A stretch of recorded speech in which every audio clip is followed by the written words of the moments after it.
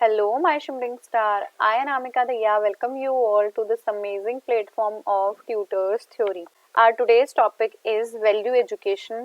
Value education को बोला जाता है मूल्य शिक्षा। और आज के टाइम में या आज के जनरेशन को देखें तो ये बहुत इंपॉर्टेंट है हमारे लिए, क्योंकि हमें बच्चों के अंदर जो सबसे भारी कमी दिखाई दे रही है वो यही है कि बच्चों को अपनी मूल्यों का नहीं पता है, वैल्यूज एथिक्स इन सब के बारे में नहीं पता है। एक और इम्पॉर्टेंट बात कि ये वाला टॉपिक हमारी फिलोसॉफिकल पर्सपेक्टिव ऑफ एजुकेशन का ही पार्ट है। सो वैल्यू एजुकेशन क्या होती है? मैंने अभी कहा कि हमारे जो न्यू जनरेशन के बच्चे हैं उनके अंदर एक सबसे बड़ी कमी ये है कि बच्चों के पास वैल्यू एजुकेशन नहीं है। मतलब they do not know about values क्या हैं, कैसे आपको किस चीज में आपको जॉय मिल रहा है, सेटिस्फेक्शन मिल रही है। वो जस्ट अपने आप को इंडिविजुअल मान के सारे कार्य करते रहते हैं। तो वैल्यू एजुकेशन आपको ये भी बताती है when you are feel happy, joys या कुछ भी ऐसी चीजें कर रहे हो आप जिससे आपको संतुष्टि मिल रही है, तो वो आपकी इंडिविजुअल ना हो।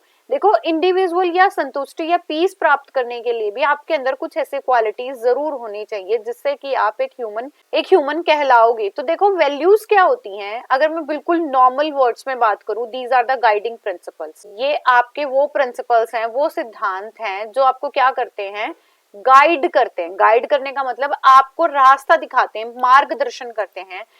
किसी भी बच्चे के ऑल राउंड डेवलपमेंट के लिए हमने बात की है, क्योंकि बच्चा हमारा एक सामाजिक प्राणी है, तो उसके लिए बच्चे को समाज में कैसे रहना है, इन सारी चीजों का भी ध्यान बहुत आराम से रखना बहुत इंपॉर्टेंट है कि रखा जाए। एजुकेशन क्या करती है, वैल्यू एजुकेशन क्या है, उसके बारे में बात करेंगे। और एजुकेशन हमारी क्या करती है, उस बच्चे के अंदर वो वैल्यूज इम्बाइब कराने की कोशिश करती हैं कि जो वैल्यूज इंपॉर्टेंट है बच्चे को अपना जीवन जीने के लिए, वो उस बच्चे के अंदर होनी चाहिए। और इनकलकेट ऐसी की जाए कि हम उन वैल्यूज को कब से इनकलकेट करना स्टार्ट करेंगे, जब बच्चा जो है अपने लर्निंग पीरियड पे ही है, मतलब वो टॉडलर स्टेज पे है, छोटा बच्चा है। क्योंकि जो बच्चा होता है यही उनकी फाउंडेशन स्टेट होती है, और यहीं से जो बच्चे हैं अपनी लर्निंग सीख रहे होते हैं, तो वो वहां से वैल्यूज को भी सीख जाएंगे कि वैल्यूज का क्या इंपॉर्टेंस है हमारी लाइफ में, या वैल्यूज हमारे लिए क्यों इंपॉर्टेंट है। इन सारी चीजों का भी ध्यान रखना चाहिए when you are providing the education to a child. Concept of value की बात करूं तो values relate to the aim of human life. हमारी ह्यूमन लाइफ का क्या एम है कि हमें ह्यूमैनिटी बना के रखनी है, सबसे बेसिक एम यही है। तो ह्यूमन लाइफ का ये एम है कि आप अपने नेशन के लिए, अपनी सोसाइटी के लिए, अपने समाज के लिए ऐसा व्यवहार करो जो डिजायरेबल हो, मतलब जो हमारी सोसाइटी चाहती है, वांछनीय हो और इसकी उपयोगिता भी हो, तो आप उसे वैल्यू एजुकेशन बोलोगे। जॉन डीवी क्या कहते हैं, the value means primary to the prize, to esteem, to appraise और टू एस्टिमेट। जॉन डीवी ये कहते हैं वैल्यू क्या होती है, प्राइज करना मतलब पुरस्कार देना, एस्टीम सम्मान देना, अप्रेज मूल्यांकन करना, और एस्टिमेट आंकलन करना कि जो भी बच्चे अचीव कर रहे हैं कैसे अचीव कर रहे हैं, उनका नेचर्स के टुवार्ड, नर्चर्स के टुवार्ड डिजायरेबल बिहेवियर है या नहीं है, या उनका व्यवहार किसी और प्रकार से था। तो वैल्यूज क्या कह दी हैं यहाँ पे, जॉन डेवी क्या कह रहे हैं, तो वैल्यूज क्या है, सम्मान दिलाना, पुरस्कार की तरह हम प्रयोग कर सकते हैं, और वैल्यूज के अप्रेजल से ही आपको एक अच्छा ह्यूमन बताया जा सकता है। Next definitions of value. अब देखेंगे हम क्या डेफिनेशंस हैं। अगर मैं साइकोलॉजिकल मीनिंग की बात करूं, anything that satisfies our desires is value. जो हमारी इच्छाओं को सेटिस्फाई कर दे वही हमारी वैल्यूज हैं। बायोलॉजिकल मीनिंग क्या है, values is the characteristics of a thing और activity which help in conservation and furtherance of the life. इसका मतलब क्या है कि क्या होते हैं हमारे मूल्य, जिसके अंदर आप जो भी गतिविधि या जो वस्तु है हमारे जीवन की, आप उन्हें संरक्षित करके रखते हो और आगे लेवल तक भी पहुंचाते हो। नेक्स्ट है हमारा एथिकल मीन्स। एथिकल क्या होती हैं, ऐसी चीजें जो आपकी सोल को परफेक्ट बनाती है और आपको ये गाइड करती हैं कि आपको एज अ सोसाइटी में बीइंग रहते हुए कैसे कार्य करना है। Ethical means those thing activities are valuable which help in make our soul perfect, जिससे कि आपकी जो अंतरात्मा है वो परफेक्ट बन जाए। नेक्स्ट है फिलोसॉफिकल मीनिंग। वैल्यू क्या है, neither a thing nor a individual. ना तो ये किसी प्रकार की वस्तु है, ना ही कोई व्यक्ति है। It is a thought and view point. ये एक ऐसा सोचनीय विचार है जो आपका व्यू पॉइंट हो सकता है, आपका दृष्टिकोण हो सकता है। Such everything which is useful to individual become valuable to him. जब किसी पर्सन को मूल्यवान बनना है तो जो शिक्षा उसके पास है वही हमारी क्या कहलाएंगी, वैल्यूज कहलाएंगी। सो अगर मैं बात करूं तो हमने क्या बात करी है, वैल्यूज क्या होती हैं, वैल्यूज होती हैं वो एथिक्स, वो गाइडिंग प्रिंसिपल्स या वो स्टफ, ना तो ये ह्यूमन है, ना ये ह्यूमन है और ना ही कोई थिंग है, ना कोई वस्तु है, बट हमारा पॉइंट ऑफ व्यू है, हमारा पर्सपेक्टिव है, या हम जिससे एक ह्यूमन को वैल्यूएबल मान सकते हैं, वही सिस्टम हमारा क्या कहलाएगा, value education. So what do you mean by value education? Value education is a kind of education in which our soul can be perfect by doing some valuable thing which is important for the society, like guiding principle. It is a kind of viewpoint by which a human can make their self a valuable person. So next हमारा topic है contribution of educational values in individual development.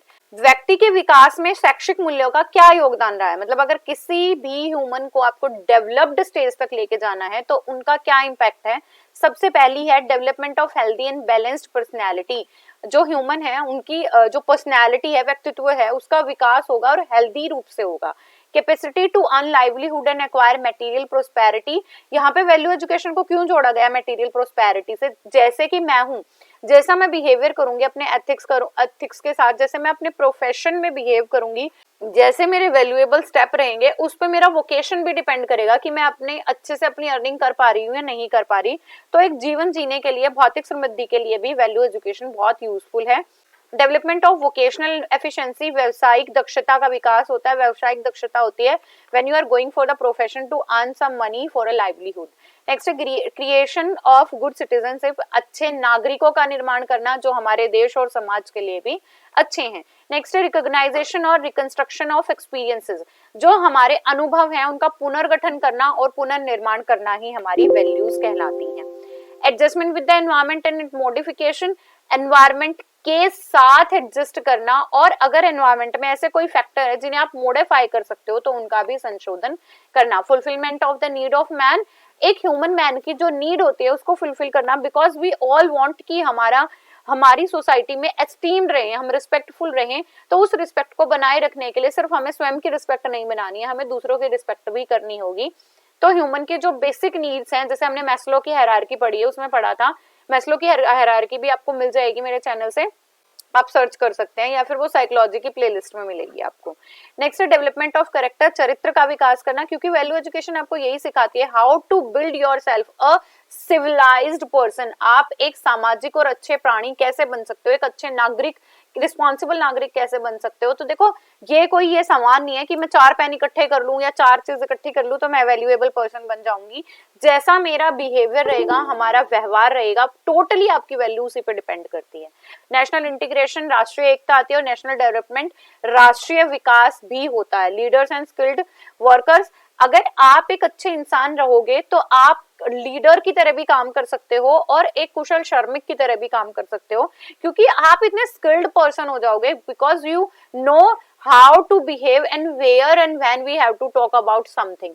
Next promotion of social efficiency, सामाजिक दक्षता को बढ़ावा देना, कि आपकी जो सोशल एफिशिएंसी है, सोशल एफिशिएंसी में कौन कौन सी चीजें आ जाएंगी, आपका अहिंसा का पालन करना, आप सबका सम्मान करना, इंटीग्रिटी बना के रखना, समाज में होने वाले जितने भी चेंजेस हैं इफ दे आर बेनिफिशियल तो उनकी एक्सेप्टेंस देना, या फिर हमारे एनवायरनमेंट को प्रिजर्व करना is also kind of value education.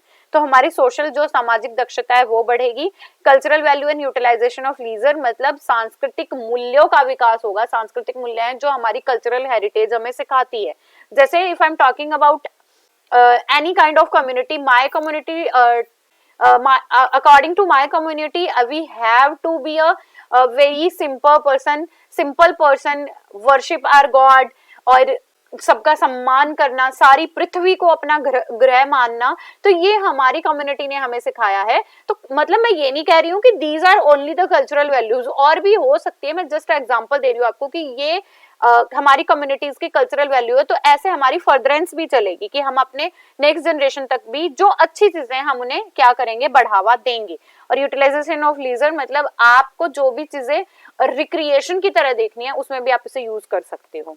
Next आता है हमारी टाइप्स ऑफ वैल्यू। फर्स्ट आती है हमारी सोशल वैल्यू। तो हमारे मूल्यों के प्रकार क्या हैं, उसमें सबसे पहला हमारा प्रथम कौन सा है, सोशल वैल्यू। सोशल वैल्यू का मतलब है सामाजिक मूल्य। सामाजिक मूल्य क्या होते हैं, देखो मैंने आपको बहुत बार कहा है, if you are watching me, काफी आपने वीडियो मेरी देख ली होंगी, तो मैंने बहुत बार ये वर्ड यूज किया है कि हम जो ह्यूमन है वो बिल्कुल भी व्यक्तित्व नहीं है, मतलब व्यक्तिगत नहीं है, हम इंडिविजुअल नहीं है, हम सामाजिक प्राणी हैं। तो हमें ये भी तो पता होना चाहिए कि जैसे सोसाइटी में आप रह रहे हो आपको कैसे रहना है, how to live in that society, that is known as our social values. तो आप ह्यूमन बीइंग तभी कहलाओगे जब आप सोसाइटी में रहते हुए, समाज में रहते हुए अहंकार को विकसित ना होने दे और आपकी जो मनुष्य की मूल्य शिक्षा है आप मूल्यवान बन जाओ उन्हें लेके। सो डिफरेंट सोशल वैल्यू पे बात करते हैं। पहली है social conformity. Different social values are outlined as under. जीवन के जो विभिन्न सामाजिक मूल्य हैं वो हमारे इस प्रकार से हैं। फर्स्ट है हमारा सोशल कंफर्मिटी। देखो if you are preparing yourself for your D El Ed exam, तो आपको एक चीज ध्यान रखनी है, मैं एक्सप्लेनेशन आपको काफी दे रही हूँ बट आपको दो चीजें बहुत ध्यान रखनी है कि यहाँ पे मैंने दो चीजें आपको बता रही हूँ, कॉन्सेप्चुअल चीज आपको बता रही हूँ और कुछ फैक्चुअल चीजें मैं आपको बता रही हूँ। So if you are preparing yourself for the exam, तो आपको दो चीजें हैं जो इंपॉर्टेंट है वो मैं बताना जरूर चाहूंगी।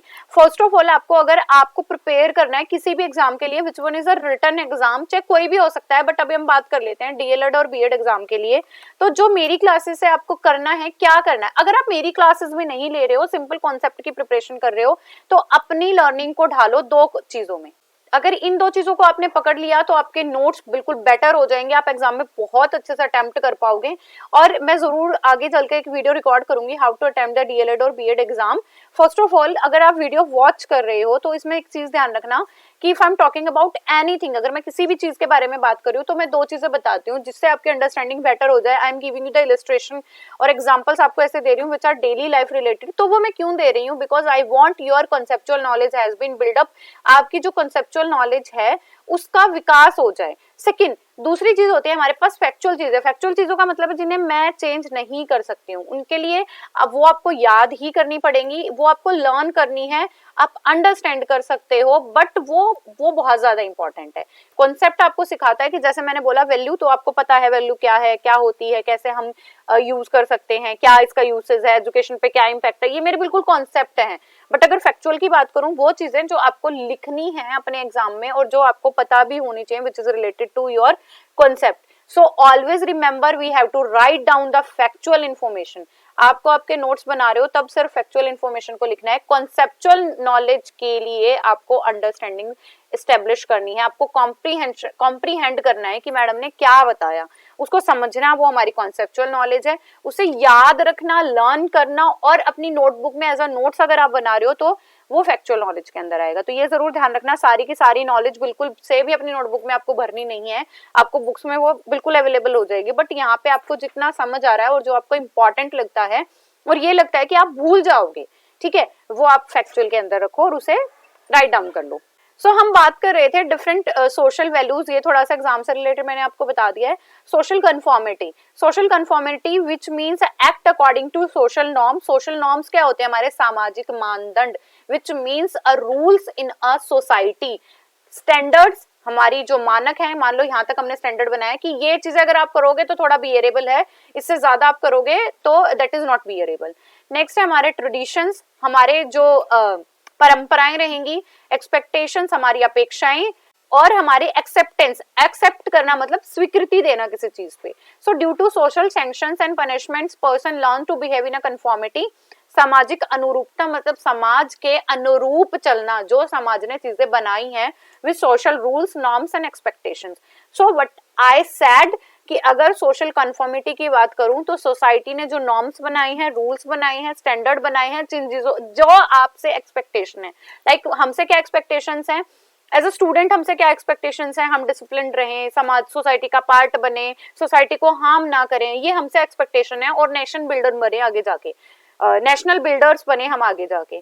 और एक्सेप्टेंस क्या है, जो हमारा समाज हमें एक्सेप्ट कर रहा है। मान लो छोटा मोटा आपने कुछ कर दिया तो कॉलेज भी एक्सेप्ट कर लेता है कि कोई बात नहीं, अब बच्चे हैं। बट बहुत सारे ऐसे लेवल्स होते हैं कि इसके ऊपर अगर आप कोई भी ऐसा कुछ काम करोगे वो जो विच इज नॉट एक्सेप्टेबल, तो वो सोसाइटी के कंफर्मिटी के अकॉर्डिंग नहीं है। तो social conformity is totally related with the सामाजिक क्या रूल्स।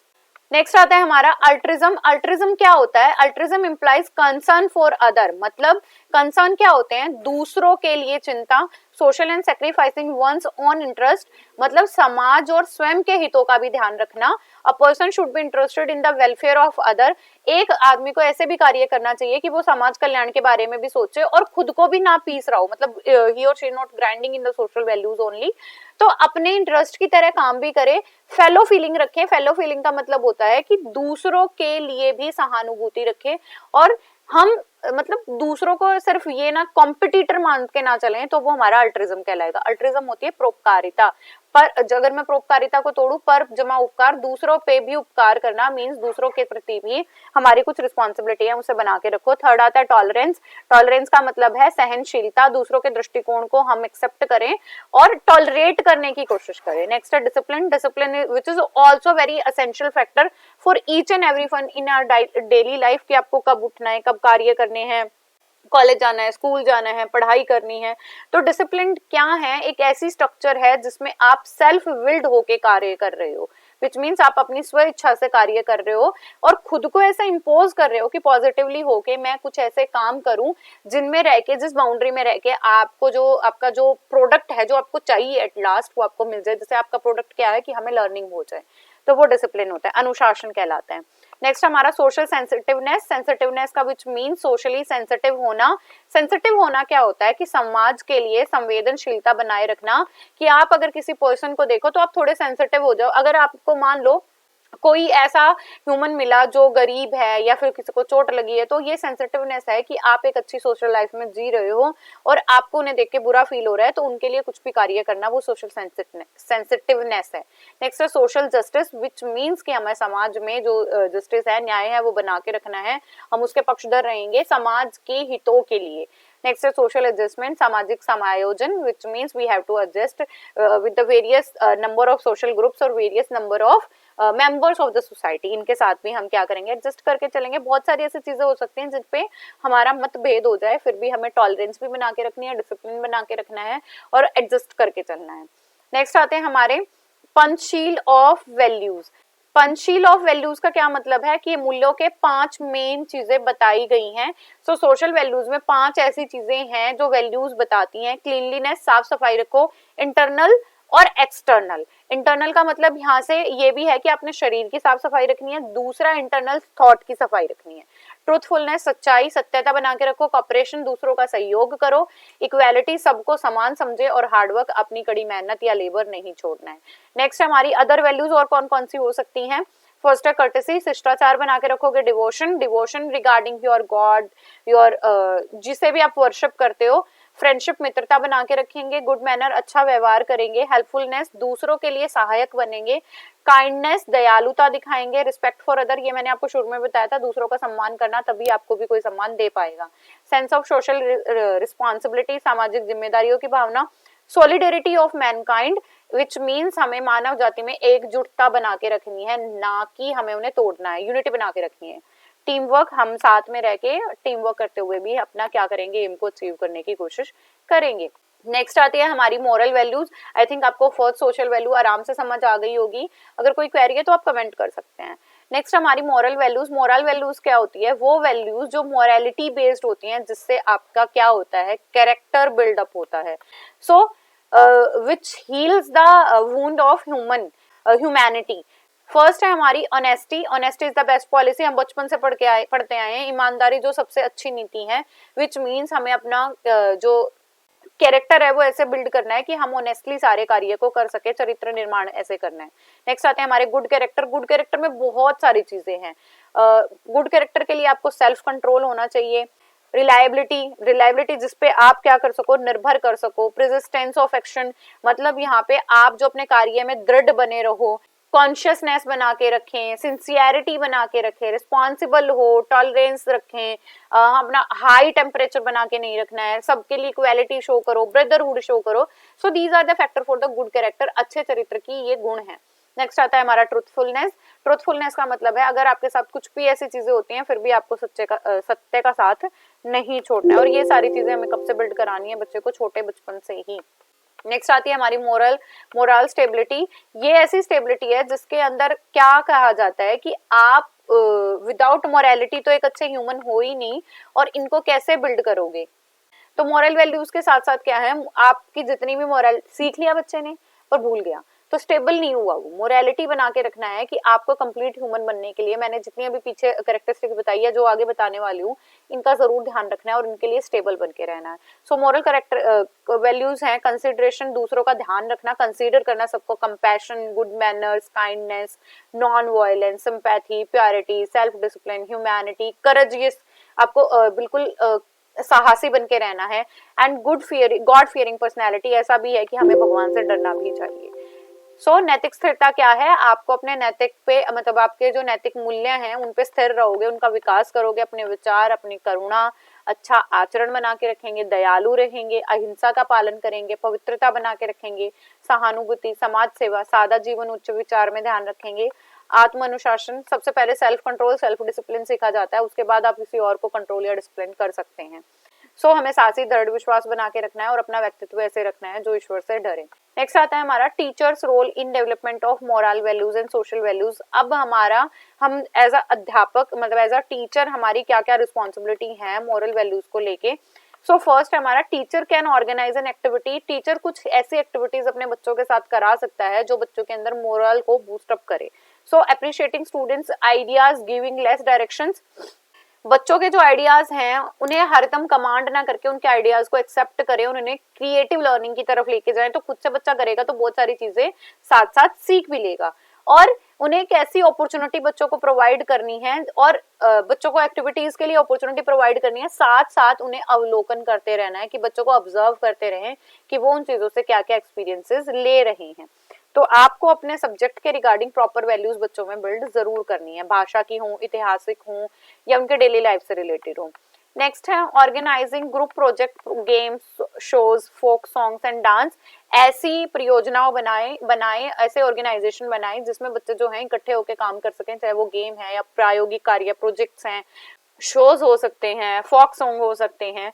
नेक्स्ट हमारा conducting daily morning assembly conduct करानी है, तो बहुत सारी वैल्यूज बच्चे वहीं से सीख लेंगे जब अपने दिन की शुरुआत करते हैं। रोल प्ले करा सकते हो, अगर आपके सामने किसी आइडियल की बिल्कुल मूर्ति है, छवि है जो बच्चों के लिए इंपॉर्टेंट है दिखाना, तो आप वो करा सकते हैं।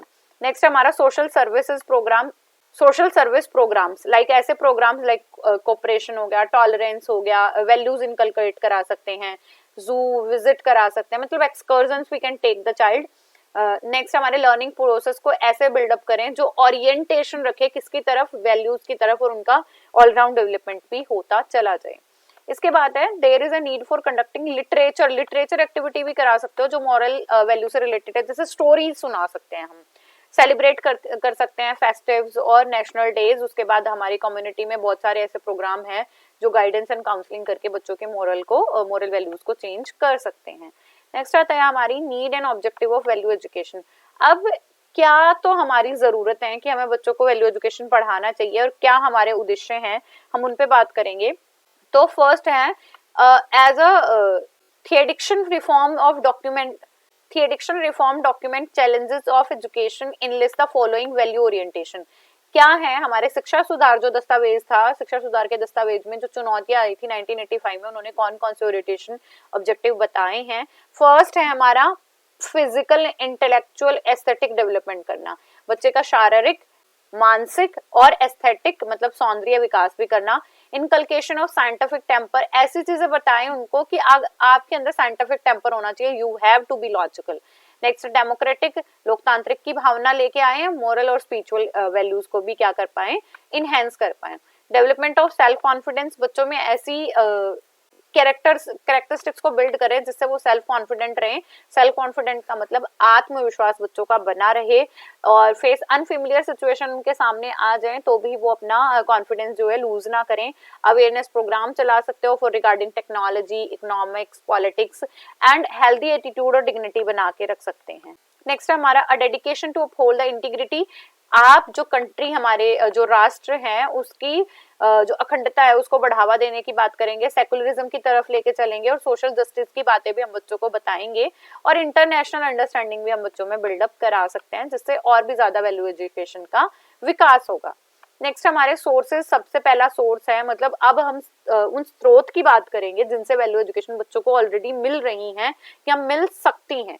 फर्स्ट है हमारा रिलीजन। रिलीजन, धर्म क्या सिखाता है, धर्म क्या होता है, सबसे पहले तो कि आपको सोशली कैसे एक्ट करना है, मोरली कैसे एक्ट करना है, स्पिरिचुअली कैसे बाउंड होना है, ये सारे कोड ऑफ कंडक्ट ही मिलकर हमारा रिलीजन बनाते हैं। तो रिलीजन के अंदर बहुत सारी ऐसी मोरल वैल्यूज गिवन है जो बच्चों जो किसी भी ह्यूमन को बाउंड करती है कि उन्हें कौन कौन सी चीजें करनी है। मैं बाउंड वर्ड इसीलिए बोल रही हूँ क्योंकि आप सारी चीजें स्वेच्छा से नहीं कर सकते हो, बहुत सारी चीजें हमें नॉर्म्स के अंदर रह के ही करनी चाहिए। सो रिलीजन क्या सिखाता है आपको, असहिष्णुता सहिष्णुता सिखाता है, विच मीन्स आपको टॉलरेशन बना के रखना है, मॉरल और स्पिरिचुअल वैल्यू को रखना है, कुछ नॉर्म्स है उन्हें फॉलो करना है और अपनी कम्युनिटी में चीजों को प्रिजर्व करना है, कल्चरल कम्युनिटी में, और आगे तक पहुंचाना है। नेक्स्ट है फिलोसॉफिकल। फिलोसॉफिकल में आ जाएंगी। फिलोसॉफिकल वैल्यूज कौन सी थी, जैसे आइडियलिज्म ने क्या बताया आपको कि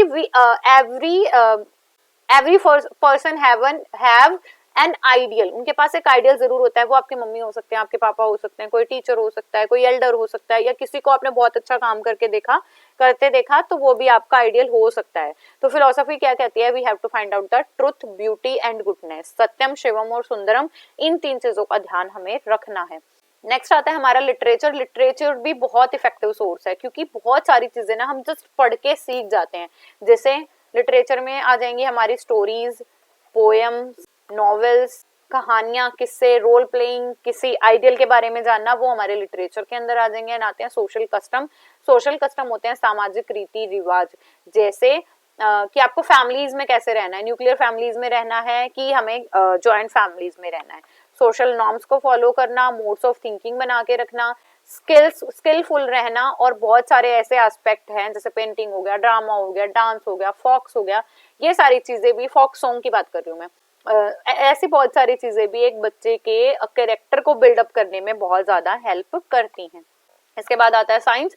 साइंस जो है साइंटिफिक चीजों को और आपको लॉजिकल बनाती है कि आपको कोई भी ऐसी चीजें जो एग्जिस्ट नहीं करती उन्हें नहीं मान लेना है। You have to be sensitive, you have to be artistic and you have to be aesthetic with your logical thinking. आपको आपकी तार्किक शक्ति का प्रयोग करते करते ही अपनी चीजों को क्या करना है, एनहेंस करना है, और उन चीजों से आप सीख सकते हो। तो साइंस आपको सिखाती है कि आप टेक्नोलॉजिकल कैसे अच्छे हो सकते हो, कमर्शियल किन चीजों को जान सकते हो, प्रोडक्शन कैसे कर सकते हो, प्रिजर्वेंस कैसे कर सकते हैं, आप चीजों को ट्रांसफर कैसे कर सकते हो, और अपनी कल्चरल हेरिटेज को बचा के कैसे रख पाएंगे। सो ये हमें विज्ञान बताता है। नेक्स्ट हमारा इनकलकेशन ऑफ वैल्यूज थ्रू को curricular activities and community services.